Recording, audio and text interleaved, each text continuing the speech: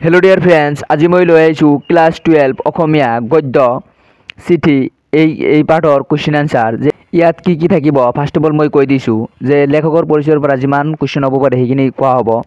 তাৰপিছত আৰ্হি প্ৰশ্নৰ কুৱেশ্যনখিনি কভাৰ কৰি দিয়া হ'ব। লাষ্ট 10 ইয়াৰ্ছ প্ৰিভিয়াছৰ কুৱেশ্যন কভাৰ কৰি দিব আৰু কিছুমান এডিশ্যনেল কুৱেশ্যন আলোচনা কৰা হ'ব। ইয়াৰ বাহিৰত এইখিনি চালে হৈ যাব, ইয়াৰ বাহিৰত তোমালোকৰ কুৱেশ্যন হ'ব নোৱাৰে। এই ভিডিঅ'টো তোমালোকে চাই নোটছখিনি লিখি ল'বা, ইয়াৰ বাহিৰত তোমালোকৰ কুৱেশ্যন হ'ব নোৱাৰে। চিঠি পাঠটিৰ লেখক হ'ল শিলভদ্ৰ।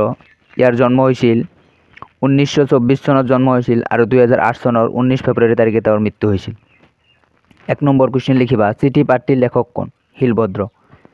শিলভদ্ৰৰ প্ৰকৃত নাম কি? শিলভদ্ৰৰ প্ৰকৃত নাম ৰেৱতীমন দত্ত চৌধুৰী। কি ৰচনাৰ বাবে শিলভদ্ৰৰ 14 নাম? 14 নাম মানে হ'ল পেন নাম গ্ৰহণ কৰে। সাহিত্য ৰচনাৰ বাবে তেওঁ শিলভদ্ৰৰ 14 নাম পেন নাম গ্ৰহণ কৰে। শিলভদ্ৰ কোন ঠাইত কিমান চনত জন্ম হয়? শিলভদ্ৰৰ ধুবুৰী জিলাৰ গৌৰীপুৰত 1924 চনত জন্ম হয়। 4 নম্বৰ, কিমান চনত শিলভদ্ৰ কটন কলেজৰ গণিতৰ অধ্যাপক হিচাপে যোগদান কৰে? 1947 চনত। কিমান চনত তেওঁ অসম অভিযান্ত্ৰিক মহাবিদ্যালয়ৰ অধ্যাপক হিচাপে যোগদান কৰে আৰু কিমান চনত অৱসৰ লয়?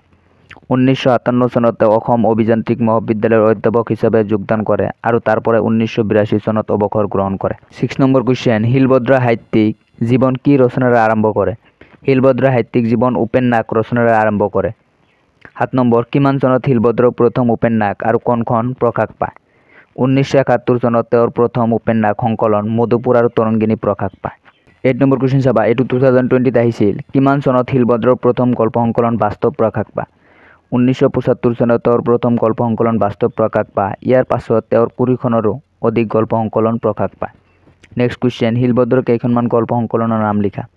শিলভদ্ৰৰ কেইখনমান গল্প সংকলনৰ নাম হ'ল কোনো ক্ষোভ নেই, উত্তৰণ, চিঠি আৰু অন্যান্য গল্প, আপোন মানুহ, জীৱনৰ ৰং ইত্যাদি। 10 নম্বৰ কুৱেশ্যন চাবা, শিলভদ্ৰই কোন দুখন গ্ৰন্থ অনুবাদ কৰিছিল? শিলভদ্ৰই ৰিববান, উইংকল আৰু কেইটামান গল্প আৰু ৰূপান্তৰ নামৰ দুখন গ্ৰন্থ অনুবাদ কৰিছিল। নেক্সট লিখিবা এইটো যে সাহিত্য কৰ্মৰ স্বীকৃতি হিচাপে শিলভদ্ৰই কেইবাটাও বঁটা লাভ কৰে। এই বঁটাকেইটা ইম্পৰ্টেণ্ট হয়, ইয়াৰ পৰা বাৰে বাৰে কুৱেশ্যন সুধি থাকে যে শিলভদ্ৰই 4টা বঁটা লাভ কৰিছিল।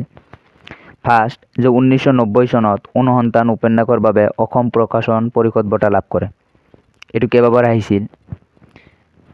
নেক্সট, 1992 চনত দায়িত্বৰ অন্যান্য গল্প শীৰ্ষক গল্প সংকলনৰ বাবে ভাৰতীয় ভাষা পৰিষদৰ বঁটা লাভ কৰে। নেক্সট, 1994 চনত শিলভদ্ৰই মধুপুৰ বহুদূৰ গল্প সংকলনৰ বাবে সাহিত্য একাডেমী বঁটা লাভ কৰে। সাহিত্য ক্ষেত্ৰলৈ আগবঢ়োৱা জীৱনজোৰা অৱদানৰ বাবে 2002 চনত তেওঁক অসম উপত্যকা সাহিত্য বঁটাৰে সন্মানিত কৰা হয়। এই 4টা বঁটা পাইছিল। ইয়াৰ পৰা 1 মাৰ্কৰ কুৱেশ্যন আহিলে যিকোনো এটা সুধিব, নহ'লে 2টা দিব পাৰে, নহ'লে তোমালোকৰ 4টা সুধিব পাৰে। নেক্সট কুৱেশ্যন চাবা, চিঠি পাঠটোত কোন দুগৰাকী ব্যক্তিৰ কথা কোৱা হৈছে? উত্তৰ, ভূদেৱ চৌধুৰী আৰু প্ৰশান্ত শৰ্মা। নেক্সট কুৱেশ্যন চাবা, চিঠি পাঠটোত কোনে কালৈ চিঠি লিখিছিল? উত্তৰ, ভূদেৱ চৌধুৰীয়ে প্ৰশান্তলৈ চিঠি লিখিছিল। নেক্সট, তোমালোকে এইটো ষ্টাৰ মাৰ্ক দি লিখিবা যে চিঠি এখন এই চিঠিৰ মূল্য। এইটো ব্যাখ্যা আহিছিল 2025ত। যে ভিডিঅ'টো চালে তোমালোকে নিজে এই ব্যাখ্যাটো লিখিব পাৰিবা। নেক্সট চাবা আৰ্হি প্ৰশ্ন। এতিয়া আৰ্হি প্ৰশ্নৰ কুৱেশ্যনবিলাক আলোচনা কৰিম। কৰ 1 নম্বৰ, এইটো কেইবাবাৰ আহিছিল? 2022, 2024ত আহিছিল। চিঠি গল্পটো শিলভদ্ৰৰ কোনখন সংকলনৰ পৰা লোৱা হৈছে? উত্তৰ, চিঠি গল্পটো শিলভদ্ৰৰ চিঠি আৰু অন্যান্য গল্প সংকলনৰ পৰা লোৱা হৈছে। নেক্সট, 2 নম্বৰ কুৱেশ্যনটো অলৰেডি কভাৰ হৈ গৈছে। 3 নম্বৰ, কাৰ চিঠিৰ বাবে ভূদেৱ চৌধুৰীয়ে অপেক্ষা কৰি আছিল? ঘনিষ্ঠ বন্ধু প্ৰশান্ত শৰ্মাৰ চিঠিৰ বাবে ভূদেৱ চৌধুৰীয়ে অপেক্ষা কৰিছিল। নেক্সট, 4 নম্বৰ, প্ৰশান্ত শৰ্মাৰ মৃত্যুৰ খবৰটো ভূদেৱ চৌধুৰীক কোনে দিছিল? প্ৰশান্ত শৰ্মাৰ ভতিজা ল'ৰাজনে ভূদেৱ চৌধুৰীক প্ৰশান্ত শৰ্মাৰ মৃত্যুৰ খবৰটো দিছিল। 5 নম্বৰ, ভূদেৱ চৌধুৰী টিংখঙলৈ কিয় গৈছিল? উত্তৰ, বাগানত থকা দিনকেইটাত মাজে মাজে গাঁৱৰ ঘৰত থকা পত্নীৰ পৰা ভূদেৱ চৌধুৰীলৈ চিঠি আহিছিল। সেই চিঠিখন সোনকালে পাবলৈ তেওঁ টিংখঙত থকা ডাকঘৰলৈ গৈছিল। নেক্সট, তোমালোকে এইটো ষ্টাৰ মাৰ্ক দি লিখিবা যে চিঠি পাঠটোত উল্লেখ থকা পিয়নজনৰ নাম কি? উত্তৰ হ'ল ফাগু। ফাগু টিংখঙৰ পৰা বাগানলৈ চিঠি আনিছিল। নেক্সট, তোমালোকে আৰ্হি প্ৰশ্নৰ খ নম্বৰ চাবা। 1 নম্বৰ, চিঠি গল্পটোত ভূদেৱ চৌধুৰীয়ে কাৰ চিঠিৰ বাবে অপেক্ষা কৰাৰ কথা আছে? উত্তৰ, চিঠি গল্পটোত ভূদেৱ চৌধুৰীয়ে প্ৰথমতে বাগানত থকা কালচোৱাত গাঁৱৰ ঘৰৰ পৰা মাজে মাজে পঠোৱা পত্নীৰ চিঠিৰ বাবে আৰু পিছত বন্ধু প্ৰশান্ত শৰ্মাৰ পৰা চিঠি পোৱাৰ বাবে অপেক্ষা কৰাৰ কথা আছে। 2 নম্বৰ, এইটো কেইবাবাৰ আহিছোঁ চাই ল'বা। শিলভদ্ৰই লাভ কৰা দুটা বঁটাৰ নাম লিখা। শিলভদ্ৰই তেওঁৰ সাহিত্য কৃতিৰ স্বীকৃতি স্বৰূপে বহুত বঁটা পাইছিল। তাৰে দুটা বঁটা হ'ল সাহিত্য একাডেমী বঁটা আৰু অসম উপত্যকা সাহিত্য বঁটা। নেক্সট 3 নম্বৰ, 2017 আহিছিল। ভূদেৱ চৌধুৰীয়ে প্ৰশান্ত শৰ্মালৈ কিয় চিঠি লিখিছিল? উত্তৰ, ভূদেৱ চৌধুৰী আৰু প্ৰশান্ত শৰ্মা দুয়ো ঘনিষ্ঠ বন্ধু আছিল। সিহঁত দুয়ো একোখন চহৰৰ দুই প্ৰান্তত থাকে। বহুদিন সিহঁতৰ মাজত কোনো যোগাযোগ নথকাত ভূদেৱ চৌধুৰীয়ে হঠাৎ এদিন বন্ধু প্ৰশান্তৰ লগত যোগাযোগ স্থাপনৰ বাবে চিঠি লিখিছিল। নেক্সট 4 নম্বৰ কুৱেশ্যন, কাৰ চিঠি পুৰুষানুক্ৰমে সঞ্চয় কৰি থ'বলগীয়া সম্পত্তি বুলি কোৱা হৈছে? তেওঁৰ চিঠি কিয় মূল্যৱান? উত্তৰ, কবিগুৰু ৰবীন্দ্ৰনাথ ঠাকুৰৰ চিঠি পুৰুষানুক্ৰমে সঞ্চয় কৰি থ'বলগীয়া সম্পত্তি বুলি কোৱা হৈছে। কাৰণ তেওঁ আছিল এজন বিশ্ববিখ্যাত কবি আৰু সাহিত্যিক। সাধাৰণতে বিখ্যাত লোকৰ জীৱনৰ বিষয়ে সাধাৰণ মানুহৰ কৌতূহল থাকে বাবে তেওঁৰ চিঠি মূল্যৱান বুলি ভবা হয়। নেক্সট কুৱেশ্যন 5 নম্বৰ, এইটো 2023 আৰু 2022 আহিছিল। বৰ্তমান সময়ত চিঠিৰ প্ৰাসংগিকতা কিয় কমি গ'ল? উত্তৰ, বৰ্তমান যুগ হৈছে mobile phone, internet, telephone, computer আদিৰ যুগ। আজিকালি এইবোৰ আধুনিক মাধ্যমৰ যোগেদি অতি দ্ৰুতভাৱে যোগাযোগ সম্ভৱ হয় বাবে চিঠিৰ প্ৰাসংগিকতা কমি গৈছে। নেক্সট আৰু প্ৰশ্নৰ ক নম্বৰ, ইয়াৰ 1 নম্বৰ, এইবিলাক 5 মাৰ্কৰ প্ৰশ্ন। শিলভদ্ৰৰ সাহিত্য কৃতিৰ চমু পৰিচয় দিয়া। উত্তৰ, শিলভদ্ৰৰ প্ৰকৃত নাম ৰেৱতীমোহন দত্ত চৌধুৰী। সাহিত্য ৰচনাৰ বাবে তেওঁ শিলভদ্ৰ নাম গ্ৰহণ কৰে। শিলভদ্ৰই সাহিত্যিক জীৱন আৰম্ভ কৰে উপন্যাস ৰচনাৰে। 1971 চনত তেওঁৰ প্ৰথম উপন্যাস সংকলন মধুপুৰ আৰু তৰংগিনী প্ৰকাশ পায়। পৰৱৰ্তী সময়ত তেওঁ উপন্যাস ৰচনা কৰে যদিও গল্পকাৰ ৰূপেহে অধিক খ্যাতি অৰ্জন কৰে। 1975 চনত শিলভদ্ৰৰ প্ৰথম সংকলন বাস্তৱ প্ৰকাশ পায়। ইয়াৰ পিছত কোনো ক্ষোভ নাই, উত্তৰণ, দায়িত্ব আৰু অন্যান্য গল্প, চিঠি আৰু অন্যান্য গল্প, আপোন মানুহ, জীৱনৰ ৰং আদি কুৰিৰো অধিক গল্প সংকলন প্ৰকাশিত হয়। 1990 চনত অনুসন্ধান উপন্যাসৰ বাবে শিলভদ্ৰই অসম প্ৰকাশন পৰিষদ বঁটা, 1992 চনত দায়িত্ব আৰু অন্যান্য গল্প সংকলনৰ বাবে ভাৰতীয় ভাষা পৰিষদৰ বঁটা আৰু 1994 চনত মধুপুৰ বহুদূৰ গল্প সংকলনৰ বাবে সাহিত্য একাডেমী বঁটা লাভ কৰে।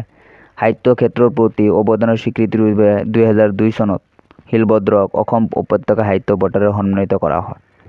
নেক্সট 2 নম্বৰ, এইটো 2018 আৰু 2020 আহিছিল। যে চিঠি চুটি গল্পটিৰ কাহিনী ভাগ চমুকৈ তোমাৰ নিজৰ ভাষাত লিখা। এনেকুৱা ধৰণৰ কুৱেশ্যন আহিব পাৰে। চিঠি গল্পটিৰ নামকৰণৰ সাৰ্থকতা বিচাৰ কৰা। এইটো 2025 আহিছিল। এনেকুৱা ধৰণৰ কুৱেশ্যন, একে এনচাৰ হ'ব। এনচাৰ, চিঠি গল্পটোৰ নামকৰণ ইয়াৰ বিষয়বস্তু আৰু কেন্দ্ৰীয় ভাৱৰ লগত সংগতিপূৰ্ণ। গল্পটিৰ প্ৰধান চৰিত্ৰ দুটি ভূদেৱ চৌধুৰী আৰু প্ৰশান্ত শৰ্মা চিঠিক লৈয়ে ব্যস্ত হোৱা বুলি অংকিত হৈছে। গল্পটিত প্ৰখ্যাত সাহিত্যিক ৰবীন্দ্ৰনাথে লিখা চিঠিৰ প্ৰসংগ আছে। ভূদেৱ চৌধুৰী ঘৰৰ পৰা কিছুদিন আঁতৰত থাকোঁতে পত্নীৰ চিঠিৰ বাবে অধীৰভাৱে অপেক্ষা কৰাৰ কথাও গল্পটিত বৰ্ণিত হৈছে। আনহাতে ভূদেৱ চৌধুৰীয়ে বন্ধু প্ৰশান্ত শৰ্মালৈ প্ৰেৰণ কৰা চিঠিখনক কেন্দ্ৰ কৰি দুখন ঘৰত উৎকণ্ঠা আৰু আনন্দৰ সৃষ্টি হৈছে। চিঠিৰ উত্তৰ লিখাৰ পৰিকল্পনা কৰি থকা অৱস্থাত প্ৰশান্ত শৰ্মাৰ মৃত্যু হোৱাত চিঠিৰ বাবে অপেক্ষা কৰি থকা ভূদেৱ চৌধুৰীৰ আকাৰৰ মৃত্যু ঘটিছে। আনকি বন্ধুৰ মৃত্যুৰ খবৰ ল'বলৈ যোৱা ভূদেৱ চৌধুৰীক সকলোৱে চিঠিখনৰ কথাকেই দোহাৰিছে। এনেদৰে বিশ্লেষণ কৰিলে দেখা যায় যে গল্পটিৰ বিষয়বস্তু আৰু কেন্দ্ৰীয় ভাৱ চিঠিক লৈয়ে আৰম্ভ হৈছে আৰু চিঠিৰ প্ৰসংগ লৈয়ে অন্ত হৈছে। সেয়ে চিঠি গল্পটিৰ নামকৰণ সাৰ্থক হৈছে বুলি ক'ব পাৰি। ইয়ালৈকে বাকীকেইটা কুৱেশ্যন 3 নম্বৰ, 4 নম্বৰ আৰু 5 নম্বৰ কুৱেশ্যনকেইটা ইমান ইম্পৰ্টেণ্ট নহয়। আৰু যদি তোমালোকে বাকীখিনি চোৱা, যিখিনি দিছোঁ সেইখিনি যদি চোৱা, বাকী 3টা কুৱেশ্যনত তোমালোকে পাবা। নেক্সট তোমালোকে কি লিখিবা? শব্দৰ অৰ্থ, যে আনুষংগিক মানে হ'ল মূল বিষয়ৰ লগত গৌণভাৱে জড়িত। পুৰুষানুক্ৰমে এক পুৰুষৰ পৰা তাৰ পিছৰ পুৰুষলৈ। সংগত, খাপ খোৱা বা উচিত। উদাসীনতা, অনুৰাগ নথকা স্বভাৱ। অনুকম্পা, সহানুভূতি, কৰুণা, দয়া। খঙাল, যাৰ একো নাই, খাবলৈ নোপোৱা।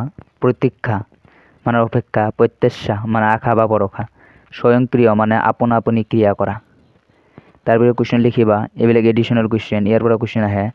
1 নম্বৰ, যে চিঠি গল্পৰ নামকৰণৰ মাজত কেইবাটাও কথা জড়িত হৈ আছে, সেই কথাকেইটা কি কি? উত্তৰ, 1 নম্বৰ বিষয়বস্তুৰ ইংগিত, 2 নম্বৰ মূল চৰিত্ৰৰ পৰিচয়, 3 নম্বৰ কেন্দ্ৰীয় ভাৱ। নেক্সট কুৱেশ্যন, চুটি গল্পৰ বৈশিষ্ট্যসমূহ লিখা। এইটো 2025 আহিছিল যে চুটি গল্পৰ 2টা বৈশিষ্ট্য লিখিব লাগে। উত্তৰ, চিঠি গল্পৰ বৈশিষ্ট্যসমূহ হ'ল 1 নম্বৰ, চুটি গল্পসমূহ আকস্মিকভাৱে আৰম্ভ হয় আৰু নাটকীয়ভাৱে ইয়াৰ পৰিসমাপ্তি ঘটে। 2 নম্বৰ চুটি গল্পৰ আন এটা বৈশিষ্ট্য হ'ল সংক্ষিপ্ততা। চুটি গল্পৰ কম পৰিসৰৰ মাজত বৰ্ণাঢ্য আৰু মানৱ জীৱনৰ কোনো এটা পৰিস্থিতিক ফুটাই তোলা হয়। 3 নম্বৰ চুটি গল্পত এটা মাতো কেন্দ্ৰস্থ ভাৱ থাকে, অৰ্থাৎ চুটি গল্পত মাত্ৰ এটা নিৰ্দিষ্ট বিষয়ক কেন্দ্ৰ কৰিয়ে গল্পটোক স্বাভাৱিক পৰিণিতৰ দিশে আগবঢ়া হয়। নেক্সট 4 নম্বৰ যে চুটি গল্পৰ আন এটা বৈশিষ্ট্য হ'ল চুটি বাক্যৰ ব্যৱহাৰ। পাঠকক আকৰ্ষিত কৰাৰ লগতে চাৰিত্ৰিক প্ৰাণীস্পৰ্শী কৰিবলৈ চুটি বাক্যৰ ব্যৱহাৰ কৰা হয়। নেক্সট 3 নম্বৰ কুৱেশ্যন, শিলভদ্ৰ কোন যুগৰ কবি? শিলভদ্ৰ ৰামধেনু যুগৰ কবি। নেক্সট কুৱেশ্যন, এইটো 2023 আহিছিল। ভূদেৱ চৌধুৰীয়ে অপেক্ষা কৰি থকা চিঠিখনৰ সলনি কি খবৰ আহিল? উত্তৰ, প্ৰশান্ত শৰ্মাৰ মৃত্যুৰ খবৰ আহিল। লাষ্ট কুৱেশ্যন, এইটো লিখিবা। শিলভদ্ৰৰ গল্পৰ দুটা বৈশিষ্ট্য হ'ল, এইটো 2024 আহিছিল। 1 নম্বৰ, শিলভদ্ৰৰ গল্পত বাস্তৱ জীৱনৰ সৰু সৰু ঘটনাবোৰে অসাধাৰণত্বৰে প্ৰলোভিত হয়। 2 নম্বৰ, শিলভদ্ৰৰ গল্পৰ ভাষা সৰল আৰু বৰ্ণনা মেদহীন। ভিডিঅ'টো কেনে পালা কমেণ্ট কৰি জনাবা আৰু ভিডিঅ'টোত লাইক কৰিবা আৰু চেনেলটো ছাবস্ক্ৰাইব কৰি ল'বা নেক্সট ভিডিঅ'ৰ কাৰণে। আৰু এইটো ভিডিঅ' চালে তোমালোকৰ বেলেগ ভিডিঅ' চাব নালাগে, এইখিনি চালে ইয়াৰ পৰাই তোমালোকৰ কমন পৰিব। মই 100% গ্যাৰাণ্টি দিছোঁ। Thank you all of U.